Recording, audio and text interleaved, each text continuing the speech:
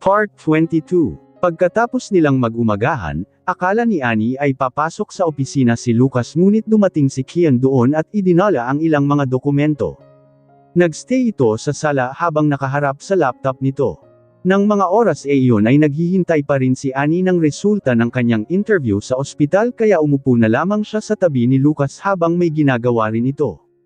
Kahit magkatabi silang dalawa ay abala sila sa kanya-kanya nilang ginagawa. Hindi nila namalayan ang pagtakbo ng oras at sa madaling panahon ay gabi na pala kaagad. Napasimangot si Trisha nang maalala niya ang tungkol sa kapatid niya na si April. Ano kaya ang tungkol sa blind nito? Napaisip siya bigla at nagdadalawang isip kung pupunta ba siya o hindi, pero naisip niya na kapag nakita siya ng ka-blind date ni April na nakaupo sa isang wheelchair ay tiyak na actress ito kaagad. Kaya nga lamang ay ang ikinakatakot niya ay baka malaman ni Lucas ang tungkol rito at ayaw niyang mangyari iyon. Baka mamaya ay magalit ito sa kanya at hindi na siya nito kausapin pa. Dahil sa kanyang naisip na iyon ay bigla siyang nairita sa kanyang kapatid. Dinampot niya ang kanyang cellphone na nakalapag sa mesa at akmang tatawagan na sana niya ang kanyang kapatid nang bigla na lamang tumunog ang doorbell kaya naantala ang pagtawag niya. Tatawagan na sana niya ang kanyang kapatid upang sabihin na uma-atras na siya ngunit nang marinig nga ang tunog ay dali-dali niyang ibinaba ang kanyang cellphone at nagpunta sa pinto. Kanyang cellphone at nagpunta sa pinto. Pagbukas niya ng pinto ay hindi niya lubos akalain na si April pala ang nag-doorbell. Nakatayo ito sa harapan niya at kaagad nang umiti nang makita siya. "Ate, sa wakas nakita rin kita. Ang hirap hanapin ang bahay mo." Sabi nito sa kanya na may matangkad na ngiti sa mukha. Sinubukan ni Trisha ng ngitian ito kahit na sobrang napipilitan siya sa totoo lang. "Paano mo nalaman na dito ang bahay ko?" Nagtatakang tanong niya rito. "Hindi ba at sinabi ko sa driver ko kanina na ay papasundo kita? At sa kanya mo sinabi kung saan ka nakatira?" Sagot naman nito kaagad sa kanya. Napatango na lamang siya. "Oo nga pala. Sinabi niya nga pala kanina rito kung saan siya nakatira. Bakit ka nga pala pumunta rito ng personal?" Tanong niya rito. "Nagkataon kasi na wala akong gagawin ngayon at may libreng oras ako. Isa pa ay nag-aalala rin ako sa'yo na baka hindi ka pumunta kaya sumama na ako para sunduin ka." Sagot nito sa kanya. Napabuntong hininga na lamang si Trisha at naipilig ang kanyang ulo. Sa totoo lang ay gusto niyang pagsisihan ang pagpayag niya na palitan ito sa pakikipag-blind date nito. "April, may gusto akong sabihin sa'yo pwede ba?" Sabi niya rito, hindi na siya nagpaligoy-ligoy pa. "Sabihin mo lang ate," nakangiting sabi naman nito sa kanya. "Medyo masama kasi ang pakiramdam ko ngayon, pwede bang ikaw na lang ang makipag-date?" Tanong niya rito ngunit bigla namang nanlaki ang mga mata nitong nakatingin sa kanya at hindi makapaniwalang napatitig sa kanyang mukha. "Ate hindi ba at napag-usapan na natin ang tungkol rito? Pumayag ka na hindi ba? Isa pa ay alam mo ba kung gaano ko kahirap na hiningi ang 3 milyon na iyon kay daddy? Ipinangako ko lang sa kanya na susunod ako sa utos niya na makipag-blind date kaya niya ako binigyan ng pera."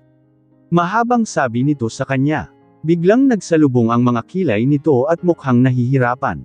"Ate ayokong itago sa'yo ang totoo, pero kasi, may boyfriend ako." Sabi nito sa kanya. Hindi pa rin siya sumasagot rito hanggang sa mga oras na iyon.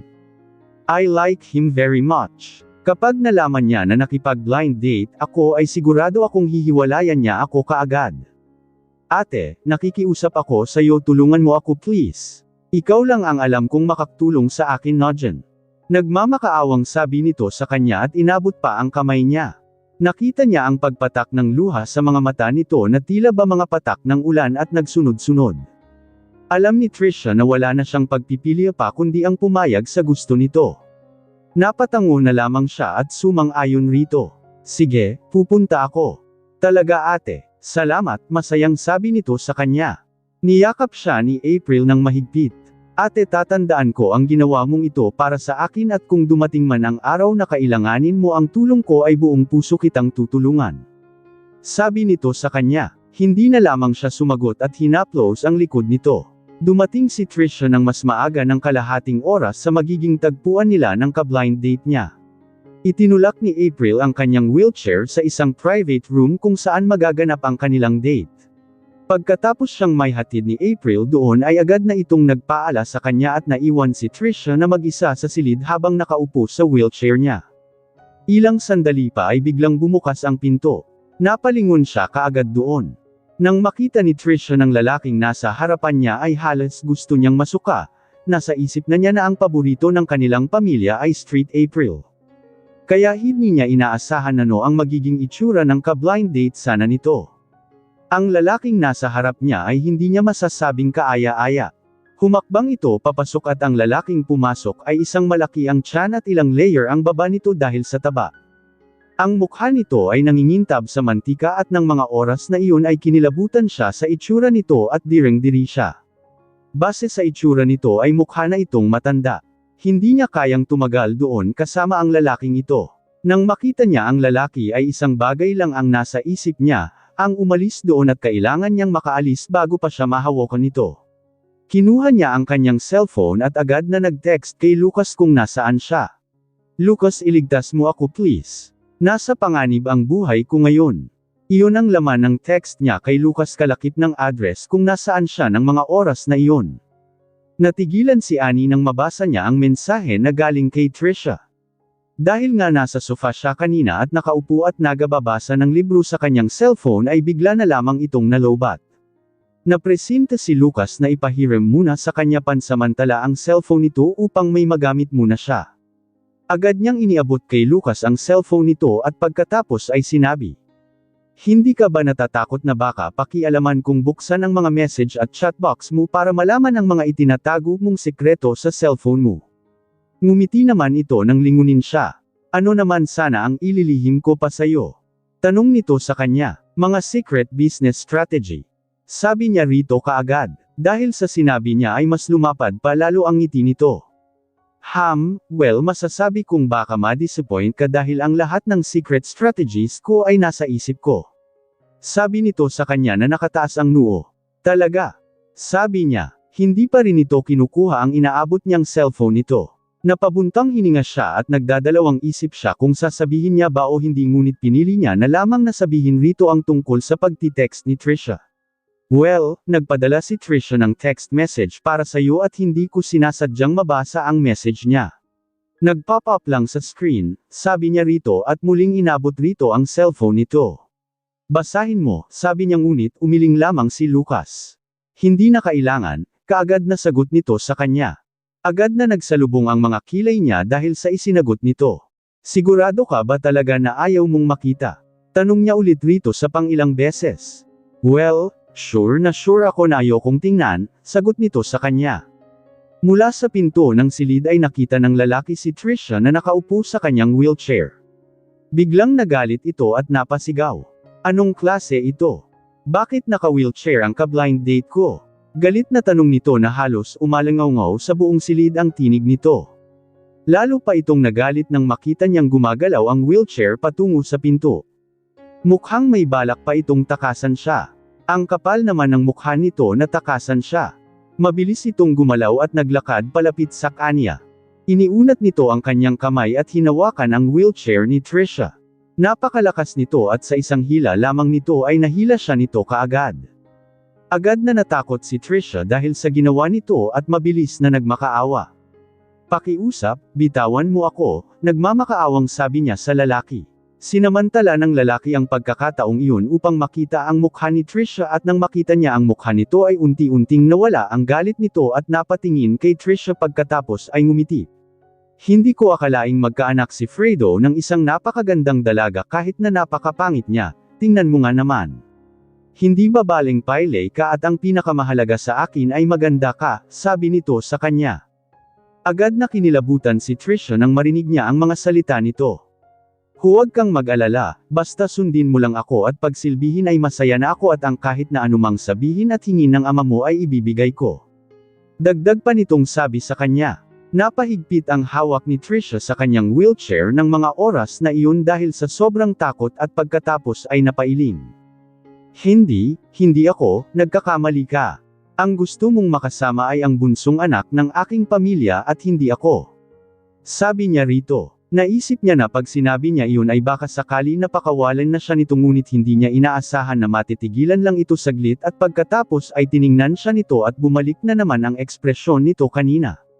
Wala akong pakialam. Naaakit na ako sa iyo ngayon, sabi nito sa kanya. Hindi. Ayoko. Nagmamakaawa ako, sabi ni Trisha rito at pilit na tumitig sa mga mata nitong mapupula na ng mga oras na iyon.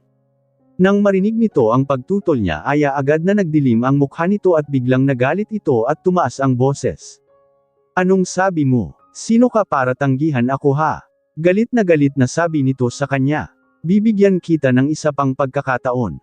Sabihin mo sa akin ngayon na pagsiyailbihan mo ako at magiging masunurin ka sa lahat ng sasabihin ko, dahil kung hindi, ay baka ang kumpanya ng iyong ama ay tuluyan ng bumagsak at magdurusa kayo hanggang sa kaapo-apuhan mo dahil sa pagkakautang, sabi nito sa kanya. Napakagat si Trisha sa kanyang mga labi ng mga oras na iyon at pagkatapos ay muling umiling. Ayokong pumayag, nanginginig ang tinig na sabi niya rito. Pagkatapos niya lamang magsalita ay bigla na lamang siya nitong sinampal ng napakalakas sa kanyang pisngi at sa isang iglap ay bigla na lamang lumitaw sa maputi niyang pisngi ang bakas ng palad nito. Bigla siyang napapikit nang maramdaman niya ang hapdi ng ginawa nitong pagsampal. Bago pa man siya makapagsalita ay bigla na lamang siya nitong hinayla patungo sa lamesa at ang kanyang babae ay malakas na kinurot nito at hindi niya napigil ang hindi mapadaing sa sakit. Walang hiya ka. Bitawan mo ako. Sigaw niya ng napakalakas. Nakita niyang napangisi ito. Bitiwan ka. Tanong nito sa kanya. Pagkatapos nitong sabihin iyon ay bigla na lamang nitong hinawakan ang baba niya partikular upang ibuka ang kanyang bibig gamit ang isang kamay nito at ang isa namang kamay nito ay ginamit nito upang damputin ang white wine na nasa lamesa at mabilis na itinaas upang ibuhos sa bibig niya. Automatiko niyang isinara ang kanyang bibig ng mga oras na iyon, ngunit paano nga ba siya makakalaban sa lakas nito? Walang panama ang kanyang lakas rito. Galit na galit ang lalaki at ibinuhos lahat ng alak sa kanyang bibig. Sobrang sakit ng pagkakadiin nito ng hawak sa bibig niya at halos napatulo ang kanyang mga luha. Sa huli ay ang isang buong bote ng white wine ang nabuhos nito. Ang kalahati ay natapon sa sahig at ang kalahati naman ay nainom niya, dahil kung hindi niya ininom ay baka namatay na siya sa pagkalunod. Nang bitawan siya nito ay agad siyang napaubo. Pakiramdam niya ng mga oras na iyon ay tila ba may naglalagablab na apoy sa kanyang tiyan. Magkahalong sakit at init ang nararamdaman niya kung saan ay hindi siya naging komportable. Napahawak siya ng mahigpit sa kanyang damit at parang may nagliliyab sa nayang niya, sobrang naiinitin siya. Napahawak siya sa kanyang buhok sa kanyang suot. Bahagyang binuksan ang ilang butones ng kanyang damit dahil sobrang init na init talaga ang pakiramdam niya. Dahil basa ang mga kamay ng lalaki dahil sa alak ay dali-dali itong napunta sa banyo upang maghugas. Pagbalik niya ay agad niyang nakita si Trisha na bahagyang bukas ang ilang butones ng damit at namumula ang maputing mukha dahil sa epekto ng alak. Humihinga ito ng malalim marahil sa sobrang init ng pakiramdam nito. Dahil sa pagtitig rito ay agad niyang naramdaman na bigla na lamang nagliyab ang kanyang katawan at biglag natuyo ang lalamunan niya. Agad niyang tinanggal ang suot niyang coat at mabilis na naglakad patungo kay Trisha at hinawakan ang braso nito gamit ang pasmado nitong mga kamay. Hindi ko inaasahang napaka-sexy mo pala kapag nakainom. Sabi nito sa kanya. Mas lalo pang gumaganda, dagdag pa nito na parang baliw. Idiniin nito ang katawan kay Trisha at sinimulang igalaw ang kanyang matatabang kamay pataas at pababa sa katawan ni Trisha. Nang maramdaman niya ito ay bigla siyang natakot at napaiyak. Bitawan mo ako. Nagmamakaawa ako. Huwag. Umiiyak na pagmamakaawa niya. Napakaganda mo pa rin kahit na umiiyak ka. Bulong nito sa kanya na para bang isang asong yulol. Bigla siyang napasuntok sa kanyang mga binti at bigla niyang kinasuklaman ang mga ito. Labis niyang kinasusuklaman. Galit na galit siya sa kanyang sarili at bakit hindi makatayo ang mga paa niya, at galit na galit siya kung bakit nangyari sa kanya ang bagay na iyon. Sa mga oras na iyon ay bigla niyang naalala si Lucas. Malinaw niyang pinadalhan ito ng text message, pero bakit wala pa ito para iligtas siya?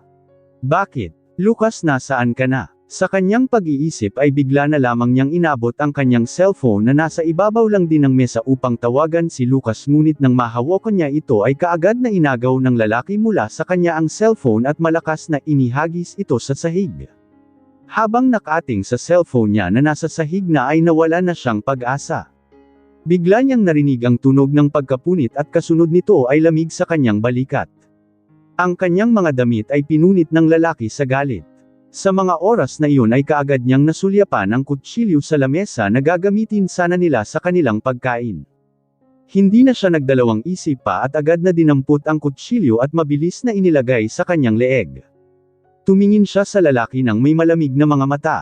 Umalis ka na at huwag mong subukang lumapit sa akin, kung hindi ay papatayin ko ang sarili ko. Banta niya rito. Kung mamamatay ako dito ay magiging mamamatay tao ka at kung gusto mong makulong ay sige, lumapit ka. Sabi niya rito. Ang mga salitang binitawan ni Trisha ay nagdala ng takot sa kaloob-looban ng lalaki. Kahit na medyo sobrang nagnanasa siya ay ang pinakamahalaga pa rin sa kanya ang buhay nito at higit sa lahat ay ayaw ni Bang makulong. Mabilis itong napaatras mula sa kanya. Kunin mo ang cellphone ko, utos niya rito. Sige, sabi nito sa kanya. Agad naman na pinulot ng lalaki ang cellphone niya sa sahig. Bilasan mo, sigaw ni Trisha rito. Agad naman itong natigilan dahil sa sigaw niya at dali-daling ibinigay kay Trisha ang cellphone. Ngayon ay umalis ka na rito ngayon. Sigaw niya rito. Agad namang dinampot ng lalaki ang coat nito at dali-daling lumabas. Agad na bumaba si Trisha sa mesa kahit na hirap siya. Nag-apura siyang nilagay pinagulong ang kanyang wheelchair at hingal na bumalik siya sa kanyang wheelchair at dali-daling bumalik sa tabi ng mesa. Agad niyang tinawagan si Lucas ngunit hindi nito sinagot ang tawag niya. Hindi siya pananghinaan ng loob kaya paulit-ulit niya itong tinawagan at hindi siya sumuko. Sa ikatlong pagkakataon ay sa wakas ay sinagot na ito ang kanyang tawag. Bigla siyang napasigaw at napaiyak. Lucas, iligtas mo ako. Sobrang sakit. Tulungan mo ako. Sabi nito at pagkatapos niyang sabihin iyon ay sinadya niyang ibinagsak ang kutsilyo na nasa mesa. Sa kabilang linya ay malinaw na narinig ni Lucas ang isang kalansing, ang tunog ng isang metal na nahulog sa sahig at alam niya na kaagad kung ano iyon, kutsilyo. Nasaan ka? Agad na tanong ni Lucas rito. Isang matagumpay na ngiti ang sumilay sa mga labi ni Trisha ng mga oras na iyon. Ngumiti siya at ibinaba ang tawag ng hindi sumasagaot. Agad na tumayo si Lucas mula sa kanyang kinauupuan at lalabas na sana ng silidan maalala niya si Annie. Makalipas lamang ang ilang minuto ay lumabas ng banyo si Annie at nang makita siya ni Lucas ay agad na ibinigay nito sa kanya ang mga damit na hawak nito sa kamay nito ng mga oras na iyon. Magpalit ka ng damit, utos nito sa kanya. Ha? Naguguluhang tanong niya rito at kaagad na nagsalubong pa ang kanyang mga kilay. Bakit ako magpapalit ng damit? Tanong niya rito. Basta magbihis ka na lang. Lalabas tayo at emergency ang pupuntahan natin, sabi nito sa kanya. Hindi na lamang siya nagtanong pa at pagkatapos ay kinuha na lamang niya ang damit na ibinibigay nito sa kanya. Pagkatapos niyang makapagbihis ay kaagad silang bumaba at sumakay sa kotse. Pagkaupo nila sa loob ay kaagad na tumingin sa kanya si Lucas. Ani, gusto kong sabihin sa iyo ang totoo. Kasi, baka may nangyari kay Trisha ngayon. Sabi nito sa kanya. Alam kong ayaw mong makipagkita ako o ni makipag-usap sa kanya pero ayaw kong magsinungaling sa iyo at hindi ko siya pwedeng pabayaan lang. Dagdag pa nitong sabi sa kanya. Simula nang maging payle ang mga paa niya ay wala nang nagmamalasakit sa kanya sa pamilya niya. Kung pababayaan ko lang siya ay baka hindi na siya mabuhay pa. Tayo ka na, sisiguro ko na nasa hindi siya magandang sitwasyon ngayon at kailangan kong pumunta doon. Sabi nito sa kanya. Inabot nito ang kamay niya at pagkatapos ay marahang pinisil. Ani, ayokong magsinungaling sa'yo, kaya pwede ba na samahan mo ako? Tanong ni Lucas kay Annie. Ang mukha ni Annie ay nakatago sa madilim na sulok ng sasakyan kaya hindi niya malinaw na makita ang ekspresyon nito ng mga oras na iyon at pagkatapos ay bigla niyang narinig ang tinig nito. Paano kung ayaw kong pumunta? Tanong nito sa kanya. Kung ayaw mo talagang sumama. Kung ayaw mo talagang sumama, bago pa man matapos ni Lucas ang kanyang sinasabi ay bigla na lamang tinakpan ni Annie ang bibig nito at pagkatapos ay napailing. Huwag mong sabihin. Ayaw kong marinig ang sagot mo.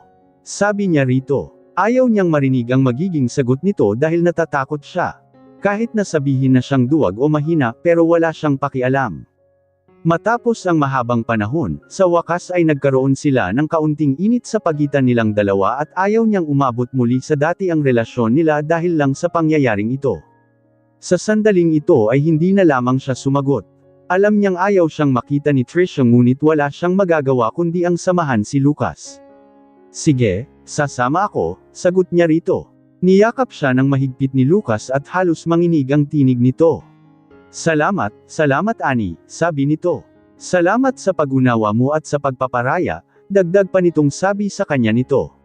Nang sabihin ni Lucas iyon sa kanya ay gusto niyang sumagot ng walang anuman ngunit naisip niya na hindi niya dapat sabihin iyon dahil wala siyang balak na i-share si Lucas sa ibang babae. Pumayag lang siya hindi dahil sa nagpaparaya siya kundi dahil sa takot niya na baka mawala ito sa kanya sa sandaling hindi siya pumayag. Mabilis silang nakarating sa kinaroroonan ni Trisha.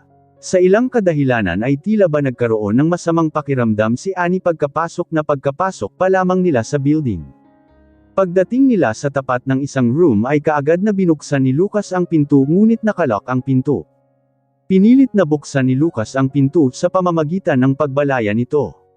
Ilang sandali pa nga ay nabuksan na nito ng tuluyan ang pinto at pagkabukas pa lamang ay kaagad nilang nakita si Trisha na nakahandusay sa sahig habang nahihirapan.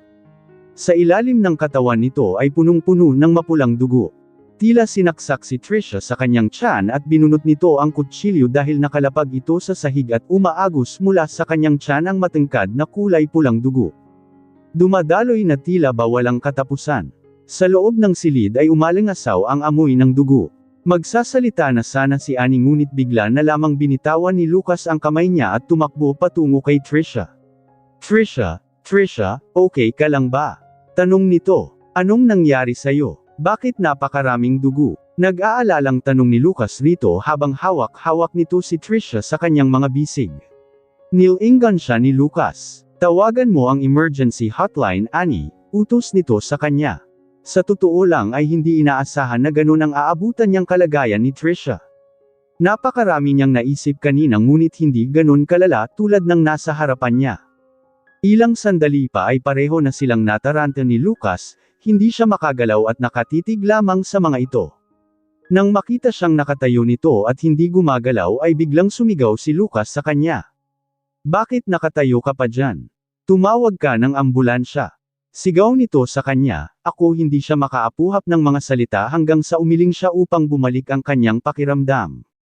Tatawag ako kaagad, mabilis na sagot niya rito. Pagkatapos tumawag ni Annie ng ambulansya at ibinaba niya ang kanyang kamay at blangkong napatingin sa harapan niya.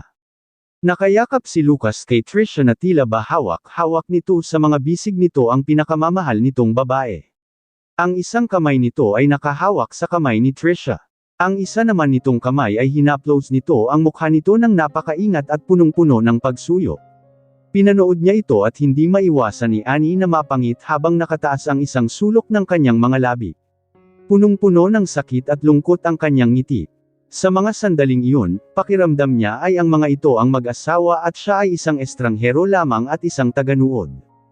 Ang mga mata ni Lucas ay bumagsak kay Trisha at hindi man lang siya nito tiningnan kahit na isang sulyap man lang sa mga mata nito ay si Trisha lamang ang mahalaga at tila ba nakalimutan na siya nito ng lubusan. Ngayon pa lamang sa paningin niya ay isa lang siyang tagatawag ng tulong at wala nang iba pa. Iyon lamang ang silbi niya. Tumingin si Annie sa mga ito at kung gaano ka-sweet ang mga ito, kung gaano kantig ang itsura ng mga ito.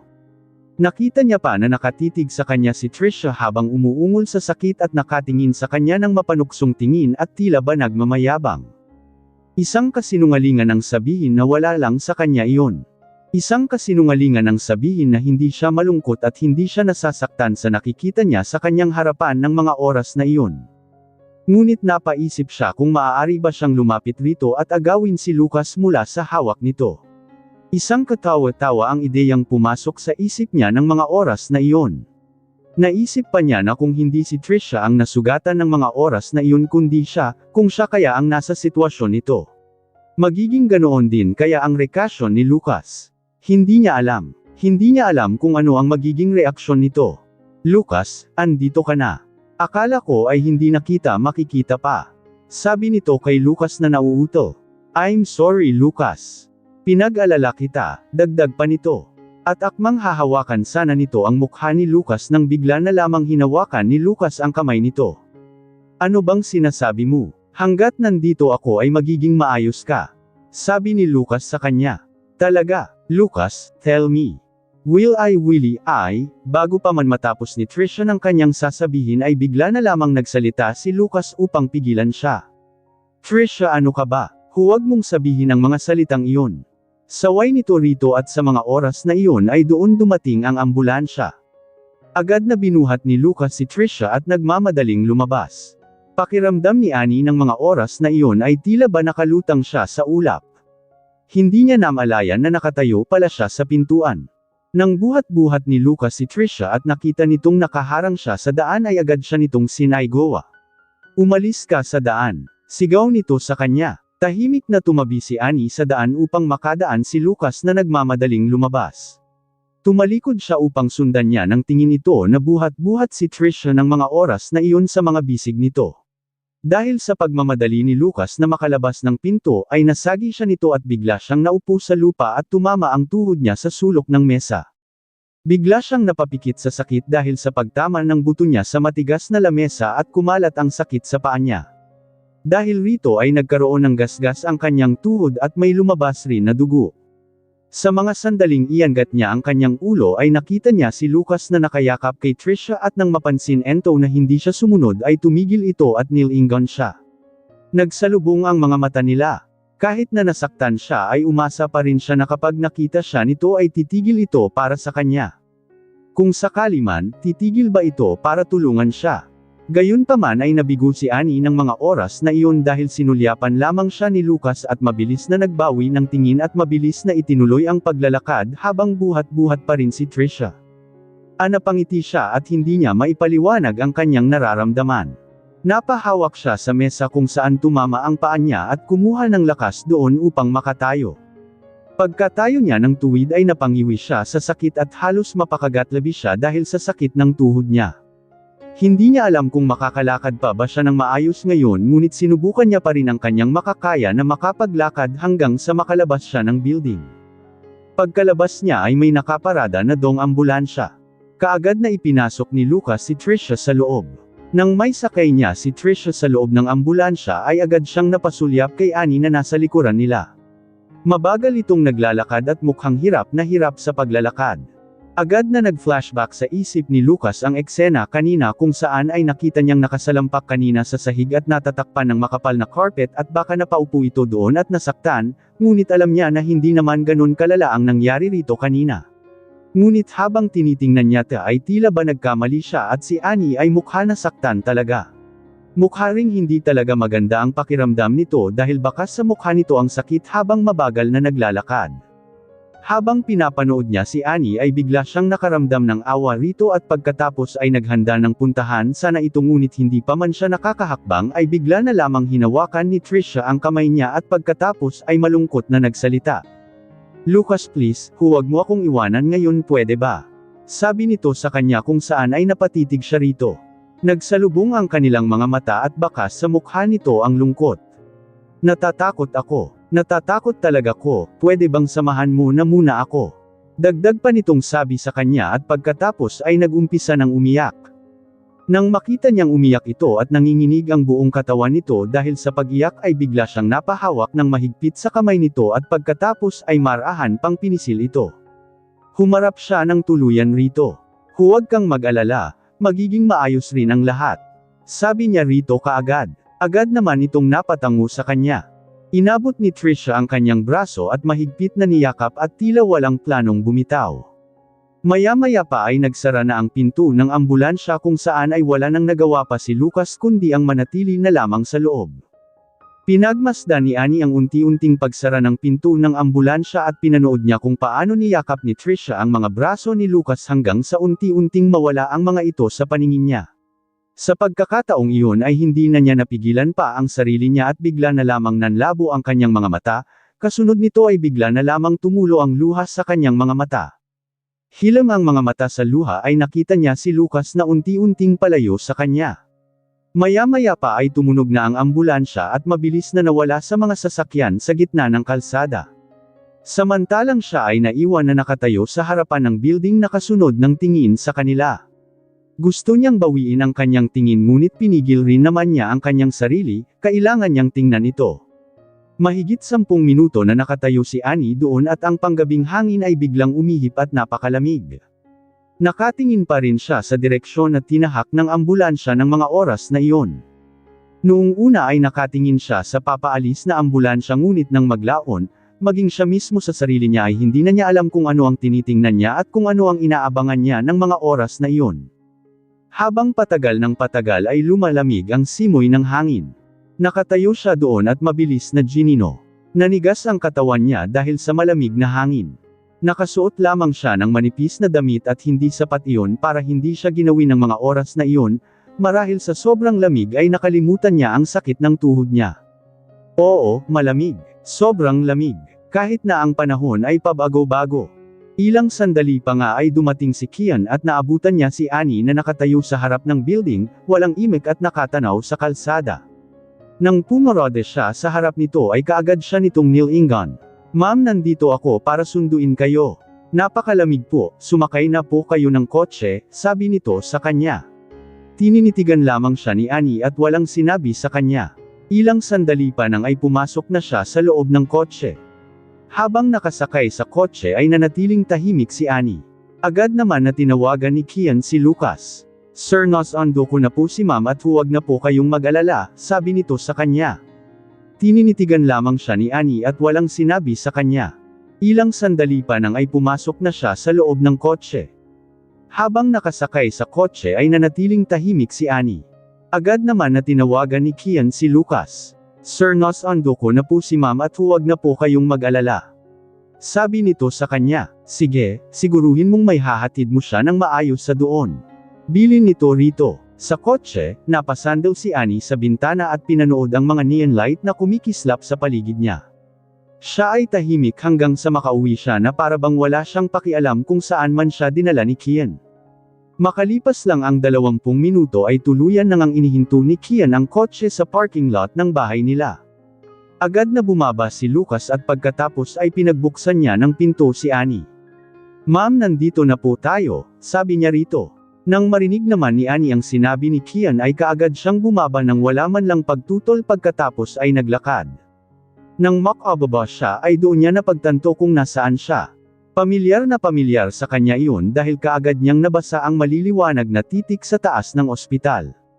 Nang makita ni Kian na naglalakad na si Annie ay kaagad siyang may kinuha sa loob ng kotse at nagmamadaling sinundan si Annie. Ma'am, sandali lang po, habol niya rito. Huminto naman si Annie sa kanyang paglalakad nang marinig niya ang pagtawag sa kanya ni Kian at pagkatapos ay nilingan ito. Nang makita niya itong tumatakbo ay napakunot ang kanyang noo at pagkatapos ay napatingin sa hawak-hawak nito ng mga oras na iyon. Nakita niya ang pamilyar na coat na kulay itim ang nakasabit sa kamay nito. Agad na nakarating si Kian sa kanyang harapan at pagkatapos ay mabilis na isinuot ang coat sa kanyang balikat at pagkatapos ay nagsalita. Ma'am, malamig po dito sa labas, baka po sipunin kayo. Sabi nito sa kanya. Sa kanya ba ito? Tanong ni Annie kay Kian. Sa buong biyahe nila ay ngayon lang siya nagsalita. Agad namang tumanggo si Kian. Opo ma'am. Isa pa ay talagang ibinilin po ni Sir dahil alam niya raw na malamig ngayon sa labas at natatakot daw po siya dahil baka sipunin po kayo. Isa pa ay alam niya rin daw po na mahina kayo sa lamig. Sabi nito sa kanya. Nagtaas siya ng kilay. So, ibig sabihin ay siya ang humiling na sunduin mo ako at dalhin ako sa ospital. Tanong ni Annie rito. Agad namang tumanggo si Kian sa kanya. Opo, ma'am. Hindi na siya sumagot pa at pagkatapos ay naglakad na papasok ng ospital at hanggang sa makarating siya sa opisina ng doktor. Agad naman siyang sinuri ng doktor at sinabi na medyo malalim nga daw ang sugat niya at mabuti na lamang daw at walang napinsalang buto. Ilang sandali pa nga ay natapos ng linisin ang sugat niya at pinahiran ng gamot at pagkatapos ay binigyan din siya ng gamot para sa kirot. Agad naman niyang sinabi na gusto niya ay ang ipinapahid lamang na gamot ang Iris Eta sa kanya ng doktor. Nang marinig naman ng doktor ang sinabi niya ay natigilan ito saglit at napakunot ang noo nitong nakatitig sa kanya. Pero kahit na naagapan natin ang sugat mo ay maaari pa rin itong maging malubha kung pangpahid lamang ang gamot na ipapareseta mo, Kailangan mong uminom ng anti-inflammatory drugs, sabi ng doktor sa kanya. Salamat sa suhestyon Dok, pero gusto ko lang talagang gumamit ng pangpahid na gamot. Kung iyon ang gusto mo ay sige, sumusukong sabi nito sa kanya. Pagkatapos nilang magbayad at makakuha ng gamot ay agad siyang nilapitan ni Kian. Ma'am, ihahatid na po kita, sabi nito sa kanya nito. Samantala ay tinitigan naman ni Annie na may malamig na mga mata si Kian at pagkatapos ay nagsalita. Utos pa rin ba ito ni Lucas? Sabi niya rito. Nang hindi sumagot si Kian ay alam na niya kaagad kung ano ang sagot sa tanong niya. Napangiti si Annie ngunit walang mababakas na tamis ang ngiti niya ng mga oras na iyon, napakalamig at walang pakialam. So, anong akala niya sa akin? Bata, kapag gusto niya na sumama ako ay sasama ako at kapag gusto niyang umuwi na ako ay uuwi na ako. Hindi ba? Tanong niya kay Kian. Nang magtama ang kanilang mga mata ay kaagad naman na natarante si Kian at nagmamadaling nagpaliwanag sa kanya. Ma'am, hindi ito katulad ng iniisip mo, si Sir ay nag-aalala sa inyo at gusto niyang makauwi ka ng maayos at makapagpahinga ng mabuti pagkatapos mong makapagpatingin sa doktor. Sagot nito sa kanya, talaga ba, magpahinga, o natatakot lang siya na istorbohin ko siya kasama ang syota niya? Tanong niya rito. Nang mga oras na iyon ay hindi naman makapagsalita si Kian sa kanya. Sa mga puntong itan ay tumitig siya sa mga mata ni Kian, nasaan siya? Gusto ko siyang makita, sabi niya rito. Ma'am, pero, baka sa mukha nito na hindi komportable si Kian dahil sa sinabi niya. Don't worry, hindi kita ipapahiya doon. Gusto ko lang siyang makita at gusto kong sabihin niya sa akin ng harap-harapan na gusto niya akong umuwi at kapag sinabi niya ay tayo ka ako uuwi. Sabi niya rito, nahihirapan namang tumanggo si Kian sa kanya at pagkatapos ay sumagot. Okay ma'am, sabi nito sa kanya. Ilang sandali pa ay agad siya nitong inakay patungo sa isang VIP room at tumigil ito sa tapa ng pinto. Nasa loob ba siya? Tanong niya rito. Nasa loob po silang dalawa ni Miss Trisha. Sagot naman nito kaagad sa kanya. Hindi na kumatok pa si Annie at binuksan na niya kaagad ang pinto. Pagbukas ay bumungad sa kanya kaagad ang napakaluwang na silid at halos hindi napansin ng mga ito na pumasok pala siya. Pagkapasok ni Annie ay kinailangan niya pang maglakad ng ilang sandali bago tuluyang makarating sa pinakasilid. Nang makarating siya doon ay ang naabutan niyang eksena ay magkayakap sina Lucas at Trisha na parang magkasintahang sobrang nagmamahalan. Sa totoo lang ay palagi niyang naiisip kung ano ang itsura ng mga ito kapag magkayakap pero ng mga oras na iyon ay nakita niya talaga gamit ang dalawa niyang mga mata. Salamat sa suhestyon Dok, pero gusto ko lang talagang gumamit ng pangpahid na gamot. Kung iyon ang gusto mo ay sige, sumusukong sabi nito sa kanya. Pagkatapos nilang magbayad at makakuha ng gamot ay agad siyang nilapitan ni Kian. Ma'am, ihahatid na po kita, sabi nito sa kanya nito. Samantala ay tinitigan naman ni Annie na may malamig na mga mata si Kian at pagkatapos ay nagsalita. Utos pa rin ba ito ni Lucas? Sabi niya rito. Nang hindi sumagot si Kian ay alam na niya kaagad kung ano ang sagot sa tanong niya. Napangiti si Annie ngunit walang mababakas na tamis ang ngiti niya ng mga oras na iyon, napakalamig at walang pakialam. So, anong akala niya sa akin? Bata. Kapag gusto niya na sumama ako ay sasama ako at kapag gusto niyang umuwi na ako ay uuwi na ako. Hindi ba? Tanong niya kay Kian. Nang magtama ang kanilang mga mata ay kaagad naman na natarante si Kian at nagmamadaling nagpaliwanag sa kanya. Ma'am, hindi ito katulad ng iniisip mo. Si Sir ay nag-aalala sa inyo at gusto niyang makauwi ka ng maayos at makapagpahinga ng mabuti pagkatapos mong makapagpatingin sa doktor, sagot nito sa kanya. Talaga ba? Magpahinga? O natatakot lang siya na istorbohin ko siya kasama ang syota niya? Tanong niya rito. Nang mga oras na iyon ay hindi naman makapagsalita si Kian sa kanya. Sa mga puntong itan ay tumitig siya sa mga mata ni Kian. Nasaan siya? Gusto ko siyang makita, sabi niya rito. Ma'am, pero, baka sa mukha nito na hindi komportable si Kian dahil sa sinabi niya. Don't worry, hindi kita ipapahiya doon. Gusto ko lang siyang makita at gusto kong sabihin niya sa akin ng harap-harapan na gusto niya akong umuwi at kapag sinabi niya ay tayo ka ako uuwi. Sabi niya rito. Nahihirapan namang tumanggo si Kian sa kanya at pagkatapos ay sumagot. Okay ma'am, sabi nito sa kanya. Ilang sandali pa ay agad siya nitong inakay patungo sa isang VIP room at tumigil ito sa tapa ng pinto. Nasa loob ba siya? Tanong niya rito. Nasa loob po silang dalawa ni Miss Trisha. Sagot naman nito kaagad sa kanya. Hindi na kumatok pa si Annie at binuksan na niya kaagad ang pinto. Pagbukas ay bumungad sa kanya kaagad ang napakaluwang na silid at halos hindi napansin ng mga ito na pumasok pala siya. Pagkapasok ni Annie ay kinailangan niya pang maglakad ng ilang sandali bago tuluyang makarating sa pinakasilid. Nang makarating siya doon ay ang naabutan niyang eksena ay magkayakap sina Lucas at Trisha na parang magkasintahang sobrang nagmamahalan. Sa totoo lang ay palagi niyang naiisip kung ano ang itsura ng mga ito kapag magkayakap pero ng mga oras na iyon ay nakita niya talaga gamit ang dalawa niyang mga mata. Napakatahimik ng silid at nakatayo lamang si Annie doon habang pinapanood ang mga ito habang magkayakap. Hindi siya gagawa ng kahit na anumang ingay at hihintayin niyang mapansin siya ng mga ito na nakatayo siya doon. Ang hindi niya alam ay napansin na pala siya ni Trisha ngunit nagkunwari lamang ito na hindi siya nakita. Samantala, si Lucas naman ay ilang beses na niyang itinulak si Trisha ngunit ayaw siya nitong pakawalan. Kaya tumagal ng ilang minuto ang pagkakayakap niya rito. Sa huli ay mariin niyang itinulak niya si Trisha at sa pagtulak niyang ginawa ay nahadyap ng kanyang mga mata si Annie. Biglang nanlaki ang mga mata ni Lucas na napalingon kay Annie at bakas rin ang pagkagulat sa mukha nito. Annie, bakit ka nandito? Halos nauutol pa na tanong nito sa kanya. Bakit bawal ba akong pumunta rito? Balik na tanong niya rito ng mga oras na iyon. Kung pagkukumparahin ang ekspresyon nilang dalawa ay mas mukha pang natatarante si Lucas ng mga oras na iyon samantalang siya ay kalamadong nakatingin lamang sa kanila. Hindi iyon ang ibig kong sabihin. Mabilis na pagdepensa nito sa kanya na may kasama pang pag-iling. Tumayo si Lucas at naglakad palapit sa kanya at pagkatapos ay hinawakan ang mga kamay niya.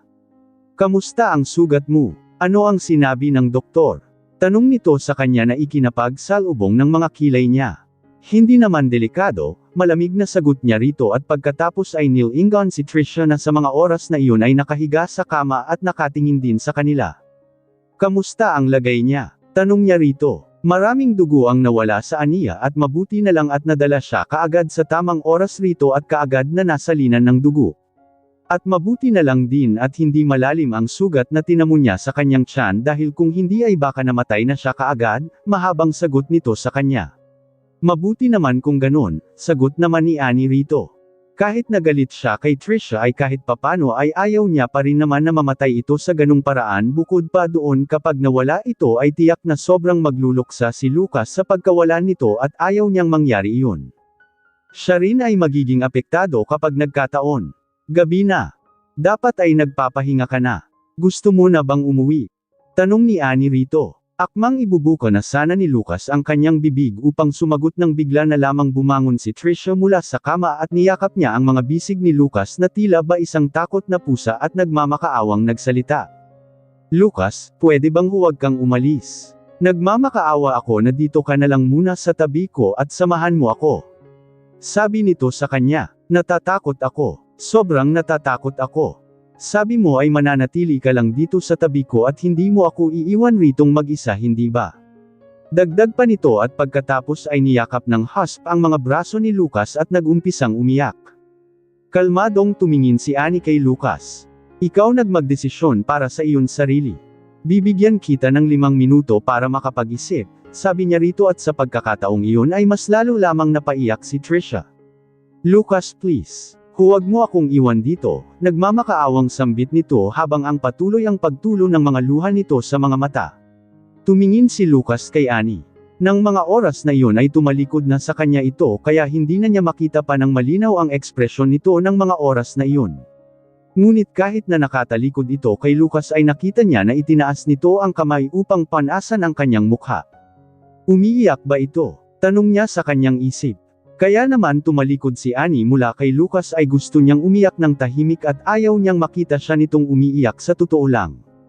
Samantala sa muli namang pagtingin ni Annie kay Trisha ay mas lalo pa itong umiyak at mukhang hirap na hirap at ang kanyang boses ay talaga namang nakakawa.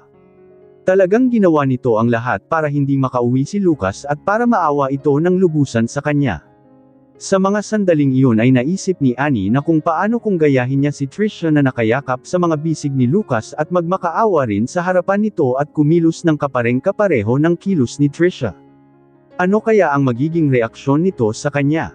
Ngunit hindi niya iyon gagawin. Sa loob ng 2 taon nilang bilang mag-asawa ay bihira lang ang pagkakataon na kumilos siya ng may kalokohan. Okay, pero Trisha, kung mananatili ako na dyan rito kasama ka ay hindi makakabuti sa'yo dahil kailangan mong magpahinga. Isa pa ay tiyak na hindi rin makakabuti sa akin kapag nanatili ako rito. Sa wakas ay sabi ni Lucas rito.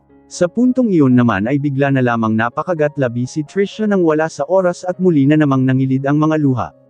Hindi, ayaw ko. Ayaw kong umalis ka, umiling pa ito. Lucas, natatakot talaga ako. Pwede bang huwag ka na lang munang umalis? Kahit na ngayong gabi lang. Hindi na ako hihiling pa sa susunod pero pwede bang kahit na ngayon lang ay samahan mo ako? Dagdag pa nito habang patuloy pa rin sa pag-iyak. Napabuntong hininga si Lucas nang wala sa oras at napatitig kay Annie. Sa totoo lang ay gusto niyang gawin nito na hawakan nito ang kamay niya at pilitin siyang tumayo sa tabi ni Trisha at sabihin nito kay Trisha na, uuwi na kami ng asawa ko. Pasensya na Trisha pero gabi na. Kailangan mo nang magpahinga at maging kami ring dalawa. Ngunit kahit na lumipas ang ilang minuto ay wala siyang narinig mula rito. Nakaharap pa rin ito sa kanya ng tuwid at tila ba wala itong pakialam at hindi narinig ang sinabi ni Trisha. O wala lang talaga itong pakialam kung uuwi ba siya kasama niya o mananatili sa tabi ni Trisha. Baka nga wala talaga itong pakialam sa kanya.